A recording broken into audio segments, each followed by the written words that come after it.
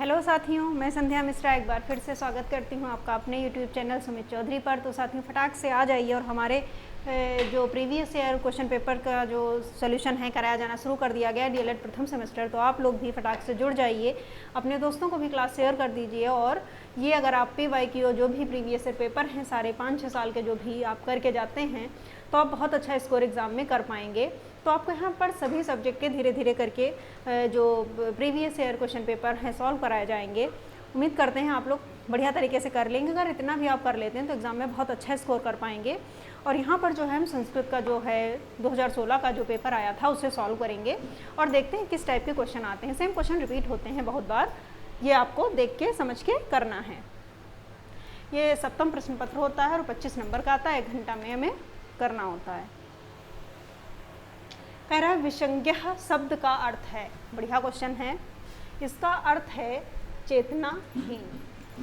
ये आपको याद ही रखना है कि विसंज्ञा का क्या अर्थ है, चेतनाहीन। यहाँ पे बहुत ज़्यादा एक्सप्लेनेशन की ज़रूरत नहीं है। जो आप लोग भी बोर हो परेशान हो कि बहुत एडवांस लेवल है, ऐसा नहीं, वही कराया जाएगा जो आपका डीएलएड का लेवल है। बहुत ज़्यादा चीज़ें नहीं बताई जाएंगी।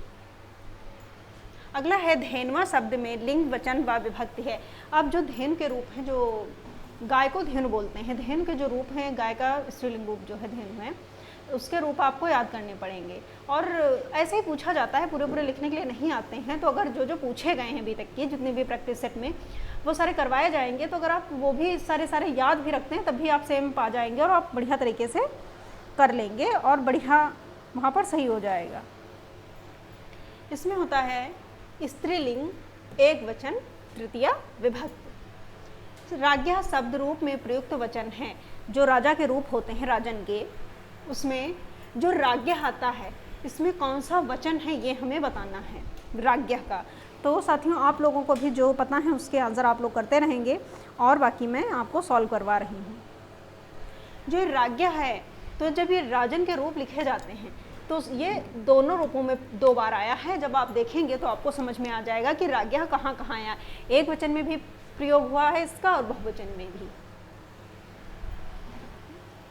स्थायस्थ शब्द में धातु पुरुष व वचन है, बहुत इंपॉर्टेंट है और इतना आसान भी नहीं है जितना इजी आप लोग समझते हैं। ऐसा कोई शब्द आ जाता है तो वो कठिन हो जाता है, क्योंकि सारे रूप, सारे धातु रूप, शब्द रूप हम याद नहीं कर सकते। तो ये इतना जरूर कर सकते हैं, जो प्रीवियस ईयर है उनको सेम से बिल्कुल रट लें तो एग्ज़ाम में जिससे मिस ना हो। और बहुत जल्दी अगर थोड़ी सी भी लापरवाही करी जाए तो 25 नंबर वाले स्पेशली संस्कृत में धड़ाम से बैक लगती है, इसलिए लापरवाही नहीं करनी है। अभी से जो है अच्छे से आप PYQ तो कर ही लीजिए, इसी से आपका पूरा पेपर हो जाएगा।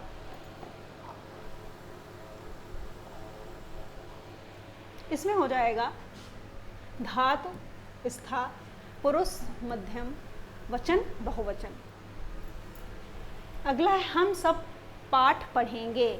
तो ये बहुत अच्छे से, जब संस्कृत का हमने एक चैप्टर डिस्कस किया था, प्लेलिस्ट में जाकर देख सकते हैं, उसमें बहुत बढ़िया से हमने बताया था हम सब के लिए कि सह तोते तुम यूयम अहम आवाम वयम। हम सब के लिए कौन सा संस्कृत में शब्द हम प्रयोग करते थे, ट्रांसलेशन बनाने के समय हमें वही चीज़ें याद होनी चाहिए। तो इसका आप लोग आंसर बताइए कि क्या होगा।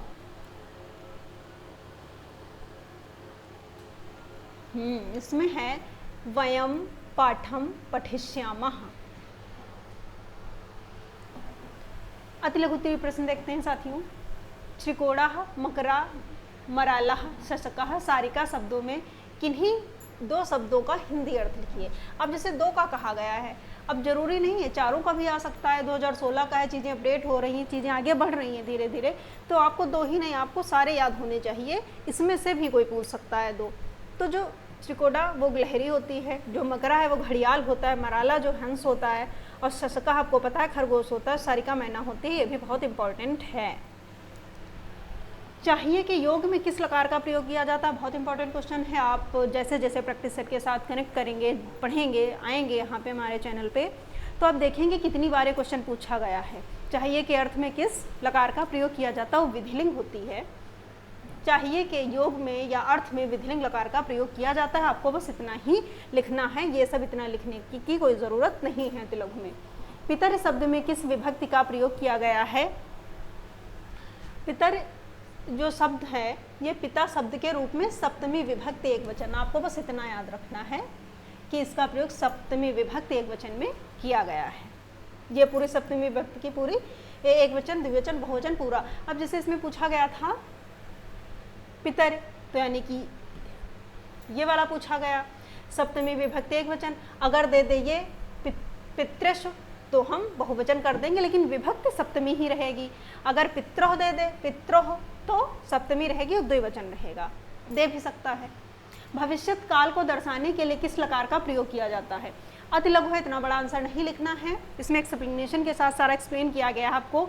ये कुछ नहीं लिखना, बस आपको इतना लिखना है भविष्यत काल को दर्शाने के लिए लिट लकार का प्रयोग किया जाता है। बस आपका आंसर यहाँ तक होगा। ये बस आप समझ सकते हैं कि कैसे कैसे चीज़ें भविष्य काल में चलती हैं, और नहीं भी देखेंगे तो कोई दिक्कत नहीं, बस आपको इतना जरूर याद रखना कि लिट लकार का प्रयोग करते हैं। जैसे पठिष्यत, पठिष्यता, पठिष्या। 19 संख्या, ये तो बहुत इंपॉर्टेंट है, 19 बहुत इंपॉर्टेंट है। अब ये जो है क्वेश्चन फ्लॉप हो गया है, अब 29 पूछा जाएगा, लेकिन नहीं 20 तक की है फर्स्ट सेमेस्टर में, तो 19 ही पूछा जाएगा। इसको संस्कृत में ऊनविंशत या एकोनविंशति बोलते हैं, ये बिल्कुल रट लीजिए आप लोग, ऊनविंशति या एकोनविंशति। संप्रदान कारक का प्रयोग किस विभक्ति के लिए किया जाता है? आपको विभक्ति जो है ये सारे कारक चिन्हांकित होने चाहिए। कर्ता ने कर्म को करण से संप्रदान के लिए, तो आपको ये पता होना चाहिए संप्रदान कारक का प्रयोग चतुर्थी विभक्ति के लिए किया जाता है। बस आपको इतना ही आंसर लिखना है, क्योंकि क्वेश्चन जो है अति लघु का है, 1 नंबर इतने पे ही मिल जाएगा। लघु उत्तरीय प्रश्न देखते हैं, इसमें थोड़ा हाँ 2-4 लाइन में लिखना होता है। वचन किसे कहते हैं? छोटे बच्चों को वचन की जानकारी किस प्रकार दी जानी चाहिए? सो उदाहरण या उदाहरण सहित स्पष्ट कीजिए। आंसर है शब्द के जिस रूप से एक अथवा एक से अधिक संख्या का बोध हो। अब वचन में क्या होता है? एक वचन, द्विवचन, बहुवचन, ऐसे तो जानते हैं, एक है या एक से अधिक है उसे वचन कहते हैं। उदाहरण में बालकः पठन्ति, बालकः पठति, यहाँ पर सिंगुलर है मतलब एक वचन है, वहाँ पे बहुवचन है। ऐसे बस इतना ही एग्जाम्पल आप लिखेंगे, सारा नहीं लिखेंगे। आदर्श वाचन से आप क्या समझते हैं, इसकी विशेषताएं बताइए। ये ऐसे ही सेम क्वेश्चन हिंदी में भी ऐसे ही बन जाता है और संस्कृत में भी ऐसे ही पूछ लिया जाता है। शिक्षक द्वारा किया जाने वाला वाचन आदर्श वाचन कहलाता है, आप सभी को पता है। ये लाइन तो सबसे पहले लिखनी ही लिखनी है, क्योंकि यह बालक हेतु वाचन के आदर्श रूप में होता है। अतः शिक्षक द्वारा किए गए वाचन को आदर्श वाचन इसलिए भी कहा जाता है कि अध्यापक वाचन में कोई त्रुटि नहीं करेगा तथा वाचन के घटकों का ध्यान रखते हुए वास्तव में बालकों के सामने आदर्श वाचन प्रस्तुत करेगा। अरे सीधा सा मतलब ये है, आपको अपने हिसाब से आंसर लिखना है कि जब कोई शिक्षक वाचन करता है उसे आदर्श वाचन कहा जाता है। ये पहली लाइन लिखनी है। और यह माना जाता है कि जब शिक्षक कोई वाचन करता है बच्चे वही सुनते हैं, उसी पर ध्यान देते हैं कि हाँ जो हमारे सर हैं या मैम हैं उन्होंने ऐसे इस शब्द को ऐसे बोला था तो ऐसे बोलना है। तो ये इस चीज़ को ध्यान में रख के आप अपना आंसर लिखेंगे, बिल्कुल सही माना जाएगा। सेम ऐसा लिखने की जरूरत नहीं, लेकिन हाँ समझना जरूर है कि कैसे लिखना है। आत्मनः प्रतिकूलानि परेशान न समाचरेत सूक्ति का आशय स्पष्ट कीजिए। ये भी बहुत इंपॉर्टेंट है, बहुत ज़्यादा इंपॉर्टेंट है। अभी आगे जब सॉल्व करेंगे देखेंगे कितनी बार ये सूक्ति पूछी गई है, इसका अर्थ पूछा गया है। तो आत्मनः मतलब अपने आप को या अपनी आत्मा को, खुद को अच्छा ना लगने वाला व्यवहार जो है वो हमें दूसरों के साथ नहीं करना चाहिए। जो हमें व्यवहार अच्छा ना लगे वो किसी और के साथ नहीं करना चाहिए। तो बस इतना लिखना है, अपने को अच्छा ना लगने वाला व्यवहार दूसरों के साथ नहीं करना चाहिए। बस यही आपका आंसर हो जाएगा। भू धातु का लिट लकार के तीनों वचनों व पुरुषों में लिखिए, ये आप याद कर लीजिएगा। लिट लकार जो है सिलेबस में देख लीजिएगा, शायद फर्स्ट सेमेस्टर में लट और लंग लकार है फर्स्ट सेमेस्टर में, ये 16 का है, इसमें आ गया है क्वेश्चन, वो अलग चीज़ है। लेकिन जो लेटेस्ट आपका सिलेबस है डीएलएड प्रथम सेमेस्टर का, उसमें लट यानी कि वर्तमान काल और भूतकाल यानी कि लंग लकार दी गई हैं, आपको बस वही पढ़नी है। दिया गया है तो आप लोग देख लीजिएगा। भविष्यत भविष्यता भविष्यन्ति, भविष्यस् भविष्यथा भविष्यत, भविष्यामि भविष्यावा भविष्यामः। फिर है संस्कृत शिक्षण में शब्द कार्डों का क्या महत्व है। कक्षा में बच्चों को पशु व पक्षियों के संस्कृत नामों की जानकारी किस प्रकार देनी चाहिए। तो देखते हैं कि जो कार्ड के माध्यम से बच्चों को सिखाया जाता है, बताया जाता है कि बच्चे कैसे सीखते हैं कार्ड के माध्यम से, वो हम यहाँ पर देखेंगे। क्या बता रहा है कि संस्कृत शिक्षण में शब्द कार्डों का अति महत्वपूर्ण महत्व है, क्योंकि इससे हम बच्चों को अच्छे तरह से सिखा सकते हैं। सही बात है, जब कार्ड के माध्यम से हम सिखाते हैं तो बच्चे बहुत बढ़िया तरीके से सीखते हैं, बहुत अच्छे तरीके से सीखते हैं, फिर वो जो देखते हैं उनको वो याद हो जाता है। कक्षा में बच्चों को पशु पक्षियों के संस्कृत में नामों की जानकारी उनके चित्र बनाकर देनी चाहिए। अब जब चित्र बना होगा तो बच्चे समझ जाते हैं संस्कृत में इसको, नहीं तो सबको संस्कृत कठिन बहुत लगती है आज के समय में तो बहुत ज़्यादा, लेकिन नहीं है अगर एक बार चीज़ें समझ के पढ़ी जाए। पशु और पक्षियों के नाम संस्कृत में थोड़े बहुत देख लेते हैं। मृगा को हिरण कहते हैं, मत्स्य को मछली, गौ गाय, कुछ ये सारे एग्जाम्पल नहीं, 3-4 आप ऐसे लिख देंगे कि इनको कार्ड पे लिखते हैं, उनका नाम लिख देते हैं, तो बच्चे उससे आसानी से सीख जाते हैं। अगला है निम्नलिखित वाक्यों का संस्कृत में अनुवाद कीजिए। निम्नलिखित वाक्यों को संस्कृत से हिंदी में अनुवाद कीजिए। मतलब कभी कभी ऐसे दे देता, हिंदी दे देता, संस्कृत में करो, या संस्कृत दे दिया तो उसका हिंदी में करो। अहम पुस्तकम पठाम, तो वो आपको याद ही रूप रखने हैं सहतौते वाले। अगर वो आप याद कर लेते हैं तो उससे आपको दिक्कत नहीं होगी। अहम किसके लिए प्रयोग होता है, अहम आवाम वयम, तो आप समझ जाएंगे।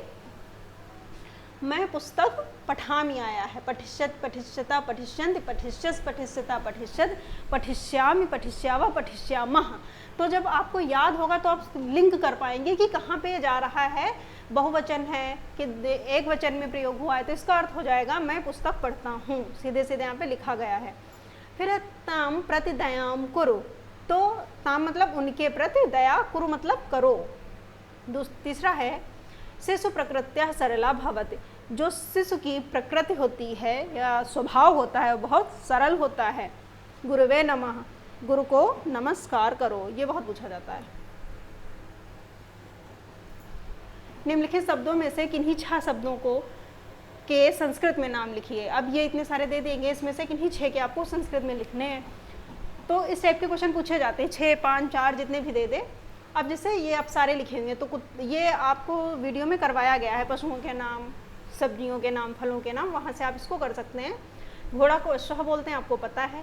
कुत्ता को कुकुरः बोलते हैं, हिरन को मृगः बोलते हैं, बकरी को अजः बोलते हैं। बकरी, ये विसर्ग नहीं लगता है यहाँ पे, अजा होता है। कोयल कोकिला होता है। अनार को दाड़िमम, दाड़िमम दोनों बोल सकते हैं। लड्डू को मोदकः बोलते हैं, तरबूज को कालिंदम बोलते हैं, पेड़ को वृक्षा बोलते हैं, चिड़िया को चटकः बोलते हैं। तो ये आप के क्वेश्चन जो हैं ये 2016 का जो संस्कृत का प्रैक्टिस सेट था आपका पूरा होता है। इस तरह आप यहाँ जुड़िए और जो भी आपको सारे प्रैक्टिस सेट अभी तक जितने भी प्रीवियस ईयर पेपर हैं वो सॉल्व करवाए जाएंगे। आप लोग इतना कर लेते हैं तो बहुत बढ़िया स्कोर आप अपने संस्कृत एग्ज़ाम में कर पाएंगे। तो बिल्कुल भी जुड़ना ना भूलिए। धन्यवाद।